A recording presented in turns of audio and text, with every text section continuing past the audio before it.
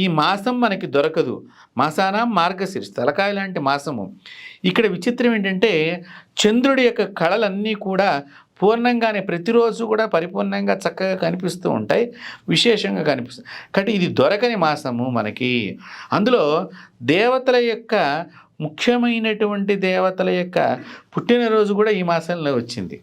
అంటే ముఖ్యమైన దేవతలు అని చెప్పడంలో గల అంతరార్థం ఏంటంటే దత్తాత్రేయుడు ఈ మాసంలో పుట్టాడు. అంటే సర్వదేవతలు పుట్టినట్లు లెక్క. అంతేకాకుండా భగవద్గీత ఉద్భవించినటువంటి మాసము. గీతా జయంతి మనం చేసుకుంటాం మార్గశిర మాసంలో. కాబట్టి ఇలాంటి గొప్ప గొప్ప అయినటువంటివన్నీ కూడా ఈ మాసంలో ఉద్భవించడం జ్ఞానభిక్ష ప్రపంచానికి లభించింది. ఆ మాసాన్ని భగవంతుడి యొక్క నామంతో మనం గనక స్నానం చేసినట్టు, అంటే మనసు స్నానం చెయ్యాలి. ఇప్పుడు శరీరానికి మట్టి అంటుకుందండి, మీరు రోడ్డు మీద వస్తున్నారు, మట్టి అంటుకుంది, సబ్బు రాసుకుంటారు, కడుక్కుంటారు, పోతున్నాయి. కానీ మనసు లోపల మనము అనేక రకాలైనటువంటి చుట్టమూలకంగా పాపము మనసుకు ఏర్పడుతుంది, లేదా మన మనసు అనేక విషయాల అనురక్తి కలిగి ఉంటుంది. అవి చెడా మంచి అని తెలుసుకుంటానికి సమయం పట్టవచ్చు. కాబట్టి ఈలోగా మనిషికి పాపం కలిగి ఉంటుంది. అంటే మనసుకు పట్టిన మాలిన్యము భగవన్నామమే. నామము ద్వారా మనసుకు స్నానం చేయించాలి.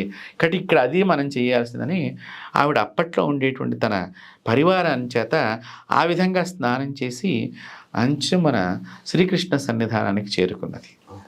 అంత గొప్ప తల్లి ఆండాళ్ గోదాదేవి.